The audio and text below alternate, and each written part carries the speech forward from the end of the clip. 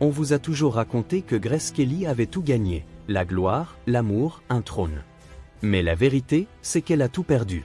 Aujourd'hui, je vous dévoile l'histoire secrète derrière le plus grand conte de fées brisé du XXe siècle.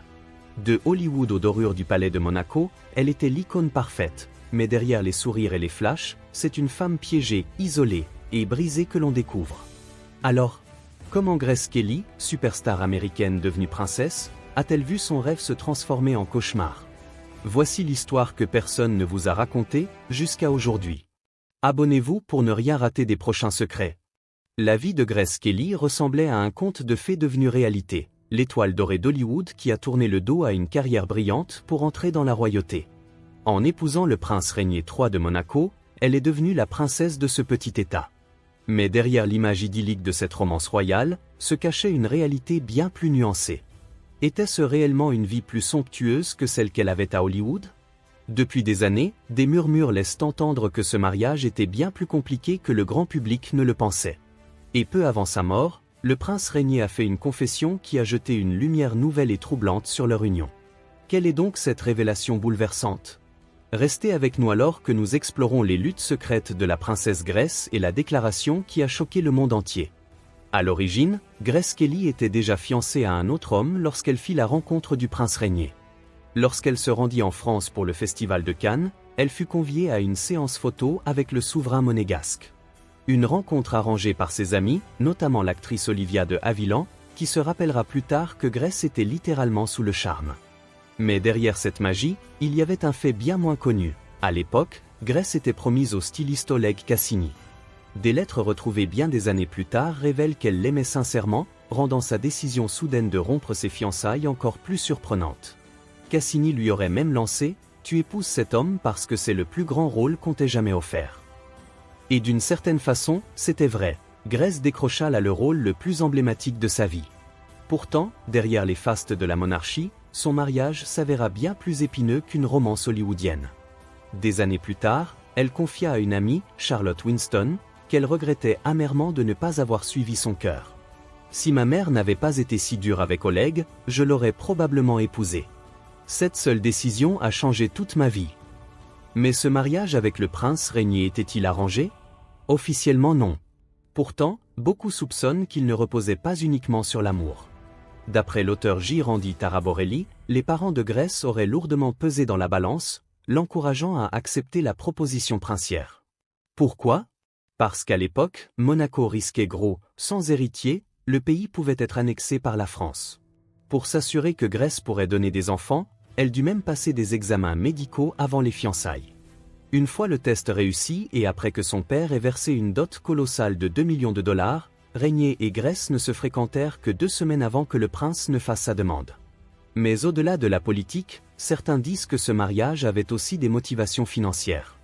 Le producteur Robert Evans rapporte que l'idée venait du magnate Aristote Onassis, qui aurait convaincu Rainier que Grace Kelly, en épousant le prince, ferait pour Monaco ce que le couronnement d'Élisabeth II fit pour la Grande-Bretagne, attirer le tourisme et la prospérité. Leur mariage, célébré en 1956, fut un véritable cirque médiatique. Près de 2000 journalistes étaient présents, et les studios MGM diffusèrent la cérémonie à 30 millions de téléspectateurs en Europe. Ce mariage devint un symbole d'après-guerre, une incarnation du rêve et de l'abondance des années 50. Leur fils, le prince Albert, racontera plus tard que cet événement a marqué les esprits à jamais. Pourtant, en privé, Grace avait une vision plus cynique. Elle qualifia ce mariage de « carnaval du siècle ». Selon Albert, ses parents étaient si éreintés le soir de leurs noces qu'ils s'endormirent aussitôt, incapables de célébrer quoi que ce soit. La vie trépidante de Grace Kelly, elle, prit fin net. Au sommet de sa carrière, elle était l'une des actrices les plus demandées. En 1954, elle fut nommée aux Oscars pour Mogambo, remporta un Golden Globe et signa un contrat de 7 ans avec MGM. Elle collaborait aussi avec Alfred Hitchcock, qui la considérait comme sa muse et une amie. Mais en 1956, son mariage avec Rainier sonna le glas de son métier. Bien qu'elle tentât de maintenir des liens avec Hollywood en invitant ses anciens amis à Monaco, la transition vers la rigueur du protocole princier fut douloureuse.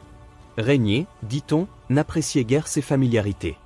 Sa dame d'honneur raconta que ce relâchement détruisait toute la mise en scène soigneusement construite autour de la royauté. Malgré tout, Grace ne renia jamais ses amitiés, jusqu'à la fin de sa vie, elle affirma leur importance. Grace regrettait profondément d'avoir dû renoncer à sa passion pour le cinéma. Petite, elle rêvait de scènes et de projecteurs. Même après des années, elle confia que le cinéma lui manquait terriblement. Quand on a attrapé le virus du jeu, on ne s'en remet jamais. Mais son époux refusait catégoriquement qu'elle reprenne sa carrière. Il alla même jusqu'à interdire la diffusion de ses films à Monaco. « Je ne veux pas que ma femme travaille », déclara-t-il publiquement. Pire encore, lorsqu'elle se lança dans des lectures de poésie, Régnier refusa d'y assister. L'auteur James Spada décrivit Régnier comme un homme peu démonstratif, et Grace subit non seulement son désaccord, mais aussi celui de nombreux monégasques. Lorsqu'en 1962, Hitchcock lui proposa le rôle principal dans Pas de printemps pour Marnie, une commerçante locale déclara que Monaco perdrait tout son prestige si elle retournait à Hollywood. Finalement, Grace refusa l'offre, mettant ainsi une croix définitive sur son rêve. Ce n'est qu'au milieu des années 70 qu'elle retrouva un lien ténu avec le monde du divertissement. En 1976, elle fut invitée à rejoindre le conseil d'administration de la 20th Century Fox, devenant la première femme à occuper ce poste. Pour Grace, ce n'était pas tant le côté financier qui l'attirait, mais le fait de pouvoir revenir à Los Angeles et New York à l'occasion des réunions. Cela lui permettait, disait-elle, de s'échapper de Monaco quelques fois par an. Quant à leur mariage, il fut assombri par des rumeurs d'infidélité de part et d'autre. Selon la biographe Wendy Lay, Régnier aurait eu des liaisons dès les premières semaines suivant le mariage, avec au moins 3 femmes différentes. Humiliée, Grace en souffrait terriblement. Elle aurait confié à sa coiffeuse qu'elle savait que son mari la trompait et que cela la rendait très malheureuse. Blessée, elle aurait elle-même ravivé d'anciennes passions, notamment avec Marlon Brando et Frank Sinatra. Des rumeurs affirment même qu'elle et Sinatra auraient entretenu une liaison discrète durant plusieurs années à Cap Ferrat. Leur vie familiale, elle aussi, n'était pas idyllique. Bien qu'ils aient eu 3 enfants, le prince Albert, la princesse Caroline et la princesse Stéphanie, les enfants Grimaldi furent surtout élevés par leur nounou, Maureen. Caroline se rappellera plus tard que cette dernière était leur figure principale et que, petit, elle et Albert pleuraient chaque fois que Maureen partait en vacances. Albert, cependant, se sentait proche de sa mère, conscient des sacrifices qu'elle avait faits pour cette vie. Elle n'a jamais rien dit, mais je savais que ça avait dû être dur pour elle, confiera-t-il. Quant à Régnier, il admettra plus tard son remords. Mon seul regret est de ne pas avoir été assez là pour mes enfants quand ils étaient petits. Et maintenant, il est trop tard pour changer ça. Au fil des ans, il apparut que Grace souffrait de périodes de mélancolie. Dans la biographie High Society, on apprend qu'elle déclara un jour à un journaliste « Je ne m'attends pas à être heureuse, et je ne cherche pas le bonheur ». Si elle n'était pas toujours dépressive, elle connut des moments de grande solitude.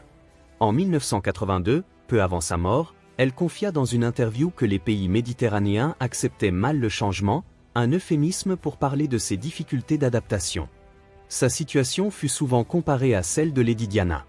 Fait notable, Grace et Diana se rencontrèrent, et Diana, plus tard, dira avoir perçu une grande tristesse dissimulée sous le calme apparent de la princesse monégasque. Contrairement à Diana, Grace ne parla jamais publiquement de ses souffrances psychologiques, mais il est aisé d'imaginer le choc qu'elle a dû éprouver en abandonnant Hollywood pour un monde rigide où elle ne maîtrisait même pas la langue. Selon le biographe Jeffrey Robinson, elle fut plongée du jour au lendemain dans des obligations princières sans préparation. Quant à leur intimité conjugale, elle fut quasi inexistante. Harcelés par les médias comme le furent les Windsor, Régnier et Grace ne pouvaient presque jamais profiter d'un moment à deux. L'auteur J. Jorgensen rapporte que Grace se plaignait souvent de ne pas réussir à avoir un instant tranquille avec son mari. Elle aspirait à un peu d'intimité, un luxe qui lui était devenu inaccessible. Mais le destin de Grace Kelly allait se briser de la manière la plus tragique qui soit. Le 13 septembre 1982, sous un soleil trompeur qui inondait la Côte d'Azur, la princesse de Monaco prit le volant de sa Rover 3500. À ses côtés, sa fille cadette, Stéphanie, âgée de seulement 17 ans. Elles empruntèrent les routes sinueuses qui serpentent les hauteurs de la principauté, routes étroites, bordées de falaises abruptes et de virages traîtres. Mais ce qui n'était censé être qu'un simple trajet bascula en cauchemar. Soudain, à un tournant, la voiture fit une embardée. Le véhicule quitta brutalement la chaussée, bascula dans le vide et entama une chute vertigineuse de plus de 40 mètres, avant de s'écraser violemment dans un ravin rocailleux.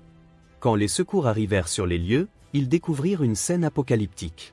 La carcasse tordue de la Rover, méconnaissable, fumait encore. À l'intérieur, Grace Kelly, l'icône glamour adorée du monde entier, gisait inconsciente, le visage marqué par les blessures, son corps brisé, luttant désespérément entre la vie et la mort. À ses côtés, Stephanie, en état de choc, sanglante mais vivante, pleurait, appelant à l'aide. Ce tableau glaçant, mélange d'horreur et de désespoir, résonnait comme le symbole cruel d'un conte de fées fracassé. Transportée d'urgence à l'hôpital de Monaco, Grace fut placée sous soins intensifs. Mais les lésions étaient trop sévères. Le lendemain, la nouvelle tomba, glaçant la planète entière. Grace Patricia Kelly, princesse de Monaco, était morte à l'âge de 52 ans. En quelques heures, le choc fut mondial.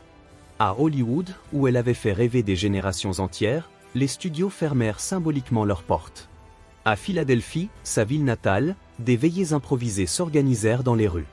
À Monaco, la population, abasourdie, pleurait sa souveraine bien-aimée. Mais derrière cette marée d'émotions collectives, une rumeur, sourde et persistante, commença à enfler. Très vite, l'accident devint un mystère. Officiellement, on évoqua un malaise cardiaque fulgurant qui aurait terrassé Grace au volant. Mais certains murmuraient qu'il y avait autre chose. Pourquoi la jeune Stephanie, pourtant survivante, fut-elle tenue à l'écart des funérailles officielles, comme si l'on cherchait à la protéger ou à l'empêcher de parler? Pourquoi les premiers témoignages des secouristes divergeaient-ils autant sur un détail crucial? Qui était vraiment au volant ce matin-là? Plusieurs voix affirmèrent que c'était en réalité Stephanie qui conduisait la voiture, malgré son jeune âge. Une version aussitôt niée par le palais, mais qui ne fut jamais totalement effacée des esprits. Des tabloïds allèrent plus loin encore. Ils évoquèrent une violente dispute, juste avant le drame, entre la mère et la fille, à propos de la relation amoureuse secrète de Stephanie avec un homme jugé inacceptable par la cour. Était-ce cette querelle familiale qui avait précipité le destin? Le mystère s'épaississait, et chaque zone d'ombre alimentait une fascination morbide autour de cette tragédie princière. Pour le prince régné, cet accident fut plus qu'une perte, ce fut le début de sa propre lente agonie. Brisé, anéanti, il refusa à jamais de se remarier, comme si aucune autre femme au monde ne pouvait remplacer l'éclat de Grace. Pendant plus de 2 décennies, il se mura dans un deuil silencieux, errant dans les couloirs glacés du palais, hanté par les souvenirs de celle qu'il avait aimée et perdue. Mais avant de s'éteindre, en 2005, Régnier fit une confession intime, qui ébranla l'image immaculée du couple princier. Dans un moment rare d'introspection, il admit qu'il avait été, selon ses propres mots, un mari imparfait. Il reconnut qu'il avait souvent été froid, absorbé par les lourdes responsabilités de la couronne, et aveuglé par les protocoles rigides qui étouffaient toute spontanéité. Un aveu terrible, qui fit l'effet d'un électrochoc auprès de ceux qui, des décennies durant, avaient vu en ce couple l'incarnation du rêve absolu. Le conte de fées, si brillamment vendu au monde lors du mariage grandiose de 1956, se fissurait brutalement. Derrière le faste des palais et les sourires photogéniques, se cachait en réalité une histoire bien plus humaine et infiniment plus tragique. Celle d'une femme contrainte d'abandonner ses rêves, ses ambitions et même une part essentielle de son identité pour incarner un rôle qui la broyait lentement. Grace Kelly, la star hollywoodienne, était devenue une princesse, mais au prix de sa liberté. Et au fil des ans, ni les bijoux royaux, ni les bals fastueux, ni les flashs des photographes n'avaient pu compenser ce que cette femme avait sacrifié. Ainsi, derrière les clichés idéalisés des magazines, derrière les parades somptueuses et les réceptions d'apparat, se dévoilait une vérité bien plus cruelle.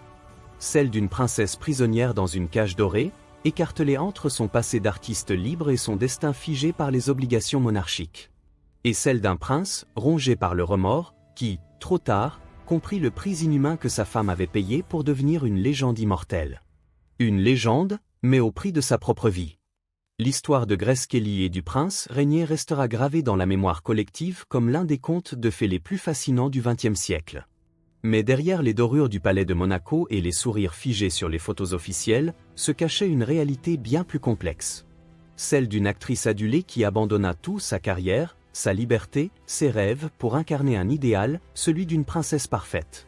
Celle d'un prince déchiré entre ses responsabilités et ses sentiments, qui comprit trop tard le prix de ce sacrifice. Leur union, célébrée par le monde entier, fut à la fois magnifique et tragique. Un amour sincère mais miné par les pressions, les attentes et les compromis imposés par le pouvoir et le protocole. Et lorsque la mort brutale de Grace vint briser ce fragile équilibre, elle laissa derrière elle non seulement un époux inconsolable, mais aussi une légende tissée de lumière et d'ombre.